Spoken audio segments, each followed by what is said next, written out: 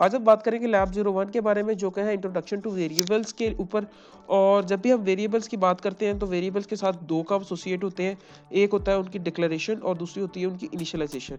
Declaration हम बोलते हैं कि कंपाइलर को ये बताना कि हमें इस टाइप का एक वेरिएबल चाहिए।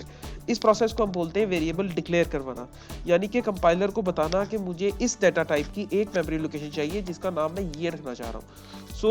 हम पहले डिस्कस कर चुके हैं कि वेरिएबल्स का नाम क्यों रखते हैं हम, और डाटा टाइप क्यों ज़रूरी है। तो मतलब जब भी हम वेरिएबल डिक्लेयर करेंगे तो दो चीज़ें कंपलसरी है। एक तो उसकी डाटा टाइप, हमें कोई ना कोई डाटा टाइप देनी है कंपाइलर को, और दूसरा उस मेमोरी लोकेशन का नाम। सो एक्चुअल में वो क्या करेगा कि एक मेमोरी लोकेशन लेगा कंपाइलर और उसको ये नाम असाइन कर देगा, जो भी हम उसको नाम देंगे, और उसको डाटा टाइप ये असाइन कर देगा। तो ये पूरे प्रोसेस को हम बोलते हैं वेरिएबल डिक्लेरेशन, यानी कि कंपाइलर से ऑपरेटिंग सिस्टम से अपनी एक डाटा टाइप की अपने नाम के एक मेमोरी लोकेशन जो है वो लेना, इसको बोलते हैं डिक्लेरेशन। ठीक है। दूसरा प्रोसेस है जी इनिशियलाइजेशन। इनिशियलाइजेशन में हम क्या करते हैं कि अब हमें जब मेमोरी लोकेशन अलॉट हो गया है, मिल गई है, उसके अंदर अपनी वैल्यू को स्टोर करवाना। सो इनिशियलाइजेशन बिल्कुल सिंपल है कि हम सबसे पहले वेरिएबल का नाम लिखते हैं। ठीक है। जिस भी वेरिएबल को हम एक्सेस करना है, यानी इस वेरिएबल का नाम लिखने से हम क्या करें, उस मेमोरी लोकेशन को, जो मेमोरी लोकेशन हमें ये डिक्लेरेशन के अंदर साइन हुई है, उस मेमोरी लोकेशन को एक्सेस करते हैं और उसके अंदर अपनी वैल्यू, जो भी वैल्यू हम रखवाना चाहते हैं, वो रखवा लेते हैं यूजिंग दिस असाइनमेंट ऑपरेटर। इस इक्वल टू को बोलते हैं हम असाइनमेंट ऑपरेटर। असाइनमेंट ऑपरेटर क्या करता है कि इस तरफ की वैल्यू उठाता है अपने राइट साइड वाली, और लेफ्ट साइड वाली एक मेमोरी लोकेशन में जाकर रख लेता है। सो असाइनमेंट ऑपरेटर जहां पे भी यूज होगा तो उसके लेफ्ट साइड पे एक मेमोरी लोकेशन होगी और उसके राइट साइड पे एक वैल्यू आएगी। ठीक है। यहाँ पे कोई एक्सप्रेशन हो सकती है और उसका जो भी रिजल्ट आएगा वो आप इस वेरिएबल में रखवा सकते हैं। मतलब यहाँ पर आप a प्लस बी भी कर सकते हैं, जहाँ a और b दोनों जो है एक वेरिएबल हो, तो a प्लस बी पहले होगा तो उनका जो भी रिजल्ट आएगा वो इस वेरिएबल नेम में रखवा दिया जाएगा। सो इस तरह हम अपने वेरिएबल से एसोसिएटेड दोनों काम कर सकते हैं। सबसे पहले वेरिएबल की डिक्लेरेशन, यानी कोई भी उसकी डाटा टाइप रखेंगे, और उसके बाद उसका नाम। उसके बाद जब भी उसके अंदर वैल्यू रखवानी है तो हम क्या करेंगे, उसका नाम लिखेंगे, उसके बाद ये असाइनमेंट ऑपरेटर, और उसके बाद उसकी वैल्यू। ठीक है। ये इस तरह करके हम अपना पसंद का वेरिएबल एक मेमोरी लोकेशन ले भी सकते हैं और उसके अंदर अपनी पसंद की वैल्यू रखवा भी सकते हैं। अब हम देख लेते हैं कुछ कॉमन डाटा टाइप्स को। जो सबसे कॉमन डाटा टाइप है वो है इंट। इंटीजर्स यूज होते हैं इंटीजर टाइप की वैल्यूज को स्टोर करवाने के लिए। इंटीजर्स हमारे पास क्या होते हैं, पॉजिटिव नंबर्स हो सकते हैं, जीरो हो सकता है, और कोई भी नेगेटिव नंबर हो सकते हैं। इन तीनों चीज़ों से मिलकर हमारे पास कोई भी इंटीजर बनता है। ये सेम है जैसे कि मैथ में इंटीजर्स होते हैं, वही इंटीजर्स जो है हम यहाँ पर स्टोर करवा सकते हैं। सो इंटीजर इंट जो है इंटीजर्स को स्टोर करवाती है, और ये मेमोरी में 4 बाइट्स लेती है।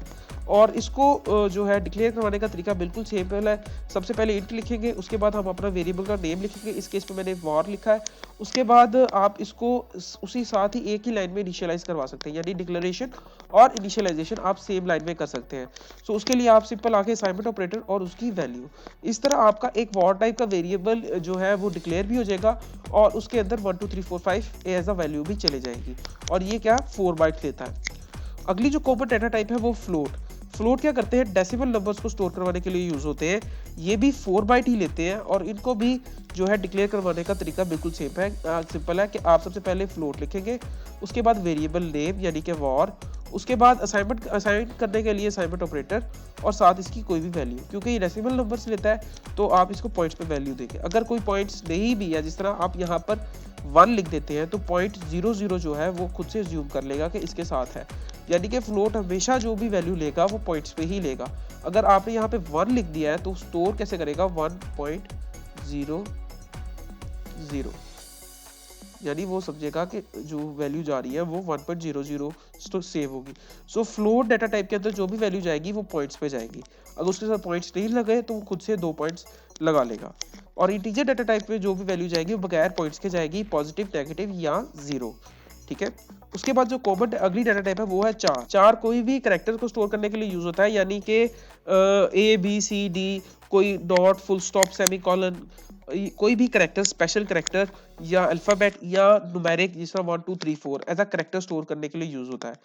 ये जो है 1 बाइट लेता है, जिसका मतलब है हम -1 to 8 से 1 to 8 तक नंबर, या 0 से 255 नंबर तक इसमें स्टोर करवा सकते हैं। और ये पूरा का पूरा ASCII टेबल जो है अपने अंदर स्टोर कर सकता है। यानी ASCII टेबल के अंदर कोई भी करैक्टर है उसको आप इस 4 के अंदर स्टोर करवा सकते हैं और इसके अंदर हमेशा ASCII वैल्यू जाती है। ठीक है, इसको इनिशियलाइज करवाने का तरीका बिल्कुल सिंपल है।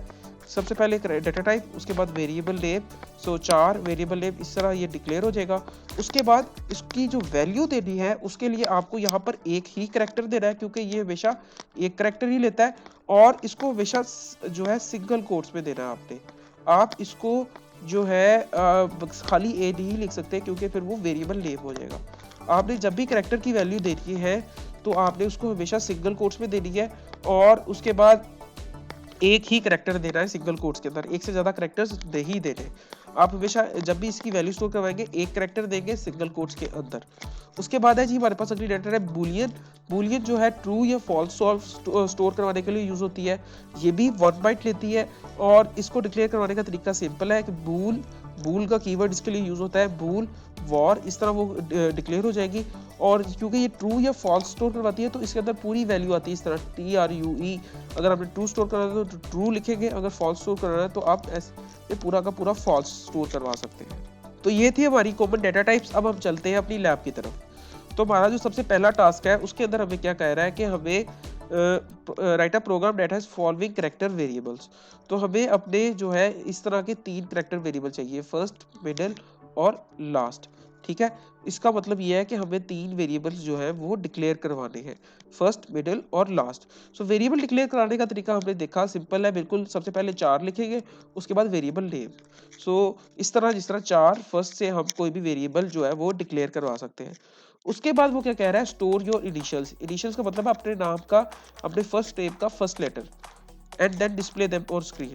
सो अगला ये तरीका जो ये है, इसमें क्या कह रहा है, अब इसको वेरिएबल को इनिशियलाइज करो। सो अगर हमारे पास करैक्टर टाइप का वेरिएबल है तो उसको इनिशियलाइज कराएंगे कैसे, हम वेरिएबल का नाम लिखेंगे और उसके बाद हम सिंगल कोट्स के अंदर उसकी वैल्यू। सो हम बिल्कुल सिंपल इसी तरह लिखेंगे वेरिएबल, जिस तरह मेरे पास 4 फर्स्ट था, फर्स्ट, और उसके बाद असाइनमेंट ऑपरेटर और उसके बाद सिंगल कोट्स के अंदर इसकी वैल्यू, जिस तरह ये लिखा हुआ है। सो उसके बाद वो क्या कह रहा है, इसको डिस्प्ले करवाना है। सो डिस्प्ले कराने के लिए हम सिंपल क्या करेंगे, हम सी आउट स्टेटमेंट यूज करेंगे, सी आउट, और उसके बाद ये वेरिएबल का नेम, ये जो है हमारे केस में क्या है, फर्स्ट। सो सी आउट लेस देन और उसके बाद फर्स्ट।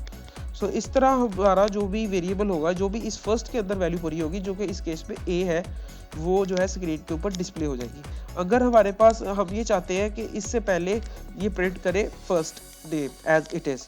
सो क्योंकि जब भी हमें, आपको पता है कि जब भी उसने चीज़ एज इट इज प्रिंट करती हो तो हम क्या करते हैं, उसको हम सिंगल कोट्स के अंदर लिखते हैं। तो आपको पता है जब भी हम किसी भी चीज़ को एज इट इज प्रिंट करवाना हो तो उसको हम क्या करते हैं, डबल कोट्स के अंदर लिखते हैं। तो ये अब क्या करेगा कि first name as it is print हो जाएगा और उसके बाद जो है फर्स्ट नेम वेरिएबल जो है इसको प्रिंट करेगा। सो स्क्रीन पे क्या प्रिंट होगा, फर्स्ट नेम और उसके बाद ए। सो उसके बाद अगले टास्क में कहा है कि आप इसके अंदर जो वैल्यू आया है आप पहले सिंगल कोट्स के साथ स्टोर करके देखो, उसके बाद आप इस वैल्यू को डबल कोट्स यानी कि ये वाले कोट्स के साथ स्टोर करके देखो। सो अब आपने ये दोनों काम करने हैं। सबसे पहले आपने 3 वेरिएबल लेने हैं, फर्स्ट, मिडिल, लास्ट। उसको इस तरह जिस तरह 4 फर्स्ट, 4 मिडिल, 4 लास्ट। उसके बाद उसके अंदर अपने नाम के इनिशियल लेटर स्टोर करवाने हैं। सो फर्स्ट के अंदर इसी तरह अपने नाम का जो भी इनिशियल लेटर है वो स्टोर करवाना है। उसके बाद सी आउट को यूज करते हुए आपने इसको स्क्रीन के ऊपर डिस्प्ले करवा देना है। अगले केस में क्या करना है, आपने ये सारा काम एक दफ़ा सिंगल कोट्स के साथ करना है और दूसरी दफ़ा ये सारा काम ये डबल कोट्स को यूज करते हुए करना है। सो ये आपका टास्क 1 हो जाएगा। देखते हैं टास्क 2 को। सो टास्क 2 में वो क्या कह रहा है, write a program that defines an integer variable name age. So आपको क्या है, एक एज टाइप का वेरिएबल चाहिए जो कि क्या होगा, इंटीजर टाइप का। सो इंट एज। उसके बाद वो क्या कह रहा है, आपको एक फ्लोट टाइप का वेरिएबल चाहिए जिसका नाम क्या होगा, वेट। सो आप अब 2 वेरिएबल ले लेंगे, एक एज जो कि इंटीजर टाइप का है, दूसरा वेट जो कि फ्लोट टाइप का है। उसके बाद आप क्या करेंगे कि आपने इन दोनों की वैल्यू स्क्रीन पे डिस्प्ले करानी है इस तरह। सो अगर हम ये लाइन देखें, my age is, so my age is जो है ये एज इट इज प्रिंट होना है। उसके बाद ये जो है ये वेरिएबल है, उसके बाद यानी कि एज वाला वेरिएबल है जो प्रिंट होना है। उसके बाद माई वेट इज, ये एज इट इज प्रिंट होना है। और उसके बाद 180 क्या है, ये है एक वेरिएबल। और उसके बाद क्या है, पाउंड्स। सो अभी अगर आप देखें तो ये तीन चीज़ें जो है ये एज इट इज़ प्रिंट होनी है, और ये दो जो है इनकी वैल्यूज कहाँ से आएंगी, इनके वेरिएबल से।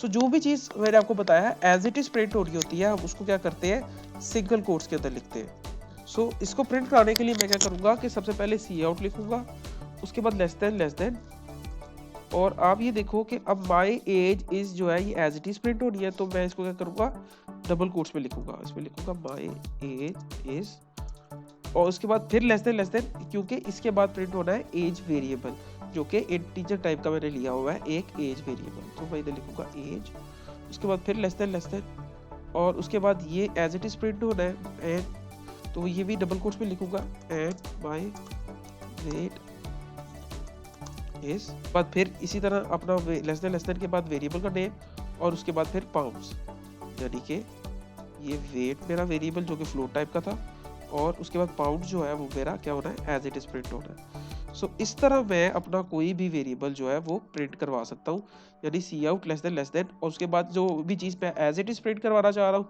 वो डबल कोट्स के अंदर इस तरह, और जो वेरिएबल जो मैं प्रिंट कराना चाह रहा हूँ वो लेस देन के साथ उसका वेरिएबल का नेम, वो उसकी वैल्यू प्रिंट कर देगा, और इसी तरह जो भी चीज़ एज इट इज प्रिंट करानी है वो डबल कोट्स पे, और जब वेरिएबल का नेम प्रिंट करना तो वो सिंपल वेरिएबल का नेम, और अगर यूनिट प्रिंट कराना तो वो देखो सिंपल यूनिट मैंने उसका पाउंड्स जो है वो प्रिंट करा लिया। अगली प्रॉब्लम की तरफ चलते हैं, वो भी बिल्कुल सिंपल है। उसमें वो क्या कह रहा है कि एक स्पीड टाइप का वेरिएबल लो जिसके अंदर क्या स्टोर कराओ, 20। सो अब हमें पता है कि स्पीड हमेशा जो है वो कभी भी पॉइंट्स पे नहीं जा सकती, तो अब स्पीड टाइप का वेरिएबल क्या लेंगे, इंटीजर टाइप का। उसी तरह वो कह रहा है एक टाइम टाइप का वेरिएबल लो और उसके अंदर क्या स्टोर करवाओ, 10। सो हमें ये भी पता है कि टाइम हमारा जो है वो कभी भी पॉइंट्स पे नहीं जा सकता, तो हम उसको भी क्या करेंगे, इंटीजर टाइप का ले लेंगे। अब वो कह रहा है कि अब तीसरा वेरिएबल लो, डिस्टेंस वेरिएबल, और उसमें क्या करवाओ, स्पीड और टाइम को मल्टीप्लाई कराकर स्टोर करवाओ। जब भी हमने ये वाला काम करना है तो ये भी बिल्कुल सिंपल है, हम क्या लिखेंगे, बिल्कुल सिंपल इसी तरह हम क्या करेंगे, डिस्टेंस इज इक्वल टू, क्योंकि अब वेरिएबल इनिशियलाइजेशन वाली बात आई है, ठीक है, स्पीड इनटू टाइम। सो अब ये दोनों चीजें क्या करेंगे, स्पीड और टाइम को मल्टीप्लाई कर देगा, स्पीड वाले वेरिएबल और टाइम वाले वेरिएबल को ये ऑपरेटर क्या करेगा, मल्टीप्लाई कर देगा, और इन दोनों की मल्टीप्लिकेशन से जो भी रिजल्ट आएगा, जो भी वैल्यू आएगी, उसको क्या करेगा, डिस्टेंस के अंदर स्टोर करवा देगा। सो ये वाला काम करने के लिए सिंपल क्या करना है, हमने स्पीड लिखना है, उसके बाद मल्टीप्लाई का साइन टाइम, और उसको डिस्टेंस पे रखवा देना है, स्पीड मल्टीप्लाई का साइन टाइम। अब ये पूरी एक इसको बोलते हैं हम एक्सप्रेशन, ये एक्सप्रेशन वैल्यूएट होगी और इसका रिजल्ट आएगा कोई भी वैल्यू, तो जो भी इसकी वैल्यू होगी वो क्या होगी, डिस्टेंस पे स्टोर हो जाएगी, और उसके बाद सिंपल सी आउट के जरिए हम इसको डिस्प्ले करवा देंगे। इसी तरह टास्क 4 है, दिस इज वेरी सिंपल, ये मैं आपके ऊपर छोड़ रहा हूँ, आप खुद इसको समझकर इसको करें। अब चलते हैं हम अपने टास्क 5 की तरफ। सो टास्क 5 में क्या कह रहा है कि एक साउथ पंजाब डिवीजन है किसी भी कंपनी की, एक कंपनी की डिवीजन है साउथ पंजाब, और वो क्या करती है, टोटल सेल्स का 62% जो है वो साउथ पंजाब जाती है, यानी वो कंपनी जितनी सेल करे उसका जो 62% है वो कौन सी डिवीजन करती है, जो साउथ पंजाब जो है उसका 62% सेल करती है। और उसे क्या कह रहा है कि एक प्रोग्राम लिखे, हमें वो क्या कह रहा है कि एक प्रोग्राम लिखे, वो क्या करे कि वो हमें ये प्रिडिक्ट करे कि अगर एक कंपनी जो है वो 680 मिलियन सेल्स करे तो फिर उसमें साउथ पंजाब का कितना हिस्सा होगा।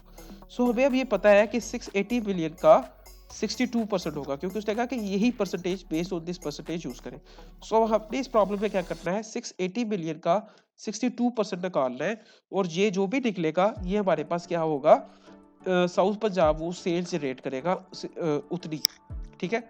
सो इसका सिंपल फार्मूला ये है, यानी कि sales generated by south Punjab is equal to total sales into 62%, यानी टोटल सेल्स का हमें 62% निकालना है। सो परसेंटेज निकालने का सिंपल तरीका हम क्या करते हैं, डिवाइड बाय 100 करते हैं। सो इस तरह हम साउथ पंजाब की सेल्स निकाल सकते हैं, यानी टोटल सेल्स को 62 से मल्टीप्लाई किया और उसके बाद 100 पे डिवाइड किया। हो सकता है हम, लेकिन जब भी हम कोडिंग कर रहे होते हैं तो हम जो है चीज़ों को इस तरह रखते हैं कि ये चीज़ें अगर कल को चेंज भी हो जाए तो हमें ज़्यादा चेंजिंग ना करनी पड़े, यानी हमारी कोशिश होती है कि वैल्यूज़ की बजाय ज़्यादा से ज़्यादा हम वेरिएबल यूज़ करें, ताकि कल को अगर ये वेरिएबल चेंज हो भी जाता है, यानी कल को अगर वो साउथ पंजाब 62 की बजाय 75% सेल्स जनरेट करता है, तो जहाँ जहाँ पे हमने 62 किया था हमें वहाँ पर जाकर 75 करना पड़ेगा। लेकिन अगर हम इसको किसी वेरिएबल सेल्स परसेंटेज में रखवा लें और सिर्फ इस एक वेरिएबल्स की वैल्यू चेंज कर लें, तो वो सारे के सारे कोड में ऑटोमेटिकली वैल्यू चेंज हो जाएगी। सो हमारी कोशिश ये होती है कि ज़्यादा से ज़्यादा वेरिएबल्स यूज़ करें और वैल्यूज़ को डायरेक्ट लिखने की बजाय वेरिएबल्स के अंदर लिखवाएं, ताकि कल को अगर कोई चीज़ें करनी भी पड़े तो खाली एक वेरिएबल की वैल्यू चेंज करने से हमारा टोटल जो है कोड उस वैल्यू के तहत चेंज हो जाए। यानी कि अगर आप सेल्स परसेंटेज यूज़ करेंगे तो कल को करें सिर्फ सेल्स परसेंटेज को चेंज करना है, तो सबकी सब जहाँ पे भी ये परसेंटेज कैलकुलेट हो रही है वहाँ 62 की बजाय 75% से कैलकुलेट हो जाएगी, बजाय इसके कि मुझे हर एक जगह पे 75 करना पड़े। अब हम इसको देखते हैं। टोटल सेल है, सेल परसेंटेज कितनी है जो कि साउथ पंजाब जनरेट कर रहा है, वो है 62%।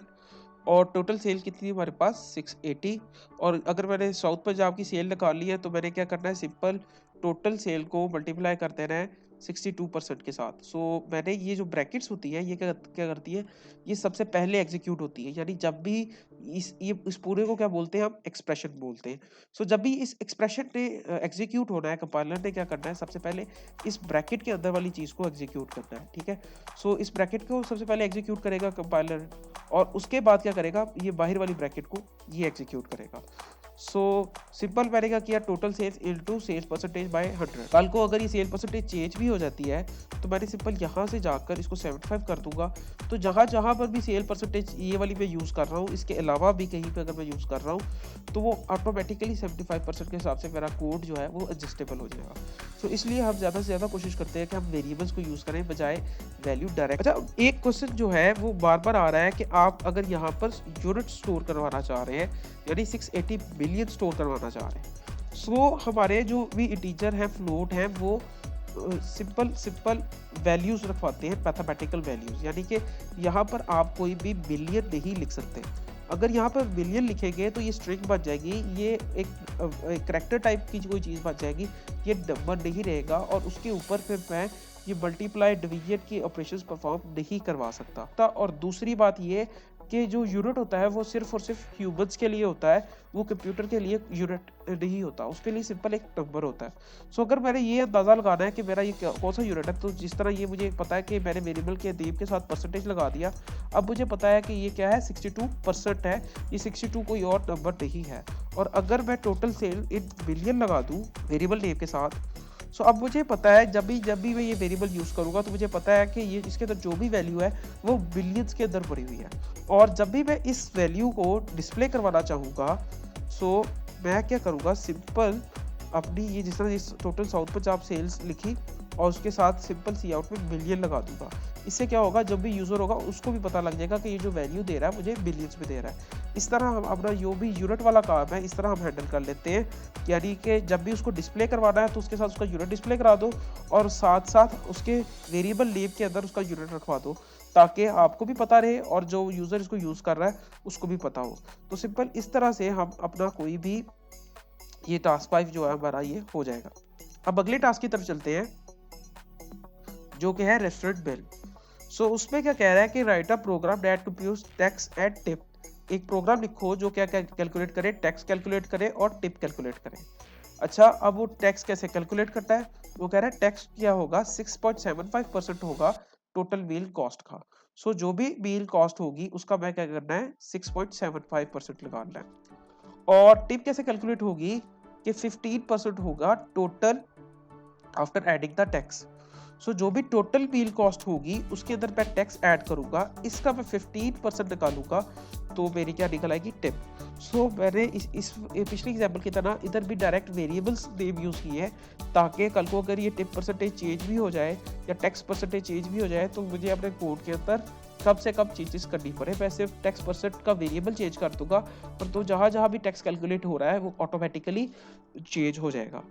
इस तरह ये दो फार्मूलेज आ गए हैं। तो जिस तरह हमने पिछली एग्जाम्पल की है उसी तरह आप इसको ये 3 वेरिएबल्स लेंगे, टैक्स परसेंट का, टोटल मील कॉस्ट का और टिप परसेंटेज का, और इस फार्मूले को यूज़ करते हुए आप उसमें अपनी परसेंटेज कैलकुलेट करा के टैक्स कैलकुलेट कर सकते हैं और टिप कैलकुलेट कर सकते हैं। टास्क 7 और 8 मैं आप पे छोड़ रहा हूँ कि आप इस प्रॉब्लम को खुद समझें और खुद ब खुद इसको सॉल्व करें। अब चलते हैं हम अपने अगले टास्क की तरफ, जिसमें वो कहता है कि एक बंदे ने शेयर्स खरीदे हैं, कैथरीन ने कितने 600 शेयर्स खरीदे हैं, किस प्राइस पे 21.77 प्राइस पे। सो इसने 600 शेयर्स खरीदे हैं 21.775 के ऊपर, और उसने इन शेयर्स के ऊपर अपने स्टॉक ब्रोकर को 2% कमीशन देना है। अब हमने एक प्रोग्राम लिखना है जो क्या कैलकुलेट करे total amount paid from the stock alone, जो कि कमीशन के बगैर हो। सो टोटल का अमाउंट निकालने के लिए हमें क्या करना है, सिंपल इस शेयर को मल्टीप्लाई करवा देना है अपने प्राइस पर शेयर से, तो हमारे पास टोटल अमाउंट निकल आएगी। उसके बाद क्या करना है, कमीशन निकालना है। तो कमीशन निकालने के लिए क्या करना है, सिंपल टोटल अमाउंट का 2% कैलकुलेट करना है, तो हमारे पास क्या आ जाएगी, कमीशन आ जाएगी। और उसके बाद क्या टोटल अमाउंट पेड, तो वो कैसे आएगी कि टोटल अमाउंट प्लस कमीशन, इन दोनों को ऐड कर देंगे तो हमारे पास टोटल अमाउंट पेड आ जाएगी। सो ये भी बहुत ही सिंपल टास्क है। इसी तरह टास्क बाकी टास्क 6, 7, 8, 9 और 11 ये भी इसी तरह बिल्कुल सिंपल टास्क है। आप इनको खुद से समझें और खुद से करने की कोशिश करें। सो ये सिंपल फार्मूलाज हैं वेरिएबल डिक्लेयर करवाने के, वेरिएबल इनिशियलाइज करवाने के। इसमें ऐसा कोई डिफिकल्टी नहीं है। आपने सिंपल इसी तरह कोई एक्सप्रेशन वेरिएबल को इनिशियलाइज कराने के लिए दे सकते हैं, या कोई आप इधर वैल्यू डायरेक्ट दे सकते हैं। सो डिक्लेयर करवाने का तरीका भी सिंपल है, वेरिएबल नेम और उसके बाद उसका नाम, और इनिशियलाइज कराने का तरीका भी सिंपल है, वेरिएबल नेम उसके बाद कोई एक्सप्रेशन जिसको वो एग्जीक्यूट करते हैं वो एक वैल्यू देगी, और वो वैल्यू जो है आपके वेरिएबल रखवा देगा। और सी आउट करवाने के लिए भी बिल्कुल आसान तरीका है कि जो चीज़ आपने एज इट इज प्रिंट करवानी है वो डबल कोट्स पे आएगी, और जो वेरिएबल नेम है वो as it is less than के साथ आएगा, यानी दोनों तरफ उसके लेस देन हो गए तो आपका वेरिएबल नेम कोई भी प्रिंट हो जाएगा। होपफुली आप अपने जो बाकी टास्क है ये जो बाकी टास्क है 7, 8, 9 और 11 अपनी समझ के मुताबिक इसको इजीली करवा सकते हैं। अब बात कर लेते हैं टास्क को मर्ज करने के लिए। तो टास्क को मर्ज करना बिल्कुल आसान है कि आपने यहाँ पर ये डबल फॉरवर्ड स्लैश लगानी है, उसके आगे टास्क 01 लगाना है, ठीक है। तो ये पहला टास्क आ जाएगा। उसके बाद फिर दोबारा डबल फॉरवर्ड लगानी है और टास्क 02 ये आपका दूसरा टास्क यहाँ पर पेश कर लेना है। इसी तरह आपने क्या करना है, टास्क 03 के लिए करना है। तो ये एक फाइल के अंदर आपके तीनों टास्क इस तरह आपने मर्ज कर देने हैं, एक फाइल के अंदर आपके तीनों टास्क आ जाएंगे, ठीक है। इस तरीके से आपने अपने टास्क मर्ज कर लेने हैं। इस चीज को बोलते हैं कमेंट्स। कमेंट्स ये वो चीजें होती हैं जो कि आपका कंपाइलर इग्नोर कर देता है। ये सिंपल ह्यूमंस के रेफरेंस के लिए होती है कि जिस तरह अब आप मुझे ये टास्क सबमिट करवा रहे हैं, मुझे नहीं पता आपका टास्क 01 कहाँ से शुरू हो रहा है, 2 कहाँ से शुरू हो रहा है और 3 कहाँ से शुरू हो रहा है। सो ये कमेंट्स जो है हम लिखते हैं दूसरे बंदों की और अपनी बेहतर अंडरस्टैंडिंग के लिए, कोड के लिए। सो अगर आप इस तरह कर देंगे कि कमेंट लगा देंगे, ये लाइन कमेंट है, ये पूरी की पूरी लाइन जो है ये मिस कर देगा। इस लाइन के ऊपर मैं जो भी चीज लिखूंगा वो कंपाइलर इग्नोर कर देगा, ठीक है। सो सिंपल आप अगर ये कमेंट्स कर देंगे, कमेंट से क्या होगा, मुझे पता लग जाएगा कि यहाँ से आपका टास्क 1 शुरू हो रहा है, यहाँ से आपका टास्क 2 शुरू हो रहा है और यहाँ से आपका टास्क 3 शुरू हो रहा है। इस तरह आप अपना पहला, दूसरा, तीसरा टास्क जो है एक फाइल में मर्ज कर लेंगे और इजीली जो है अपना टास्क सबमिट करवा लेंगे। अगली बात है जी ऑब्जर्वेशन फाइल की। सो ऑब्जर्वेशन फाइल में आप अपने कोड की ऑब्जर्वेशन लिखेंगे कि जिस तरह स्टार्टअप वाले प्रोग्राम के बारे में उसने क्या लिखा है, by compiling the code output of the programming that was obtained without any error. So इस तरह आप अपने फाइल की कोई भी ऑब्जर्वेशन फाइल अपने टास्क की लिख सकते हैं। ये टोटल टास्क की ऑब्जर्वेशन फाइल्स जो है वो लिखी हुई है। सो आपको जो टास्क की ऑब्जर्वेशन फाइल के अंदर आप अपने टास्क के बारे में जो आप बताना चाह रहे हैं, आप एक सिंपल वर्ड की फाइल के अंदर जिसका नाम होगा रीड मी, उसके अंदर आप ये सब चीजें लिख देंगे, ठीक है जी। इस तरह by compiling the code of task 1 and output of first middle and last letter name like was obtained without an error, और इस तरह आप अपनी जो भी है ऑब्जर्वेशन फाइल लिखेंगे। ये सारी बातें थी लैब 01 के बारे में। स्टिल अगर आपको कोई कंफ्यूजन है, कोई क्वेश्चन है, माइक्रोसॉफ्ट टीम्स के अंदर ये मैंने लैब क्यूरीज का जो है ये एक चैनल क्रिएट किया हुआ है। आप यहाँ पर जाकर अपनी कोई भी क्यूरी, यहाँ इसके अंदर lab related query, lab 01 related कोई भी क्वेश्चन यहाँ पर आप पोस्ट कर सकते हैं। सिंपल न्यू कन्वर्सेशन पे क्लिक करना है, उसके बाद यहाँ पर क्लिक करना है, अपना सब्जेक्ट ऐड करना है, कोई भी जिस तरह टास्क 01 में अगर कोई मसला आ रहा है, और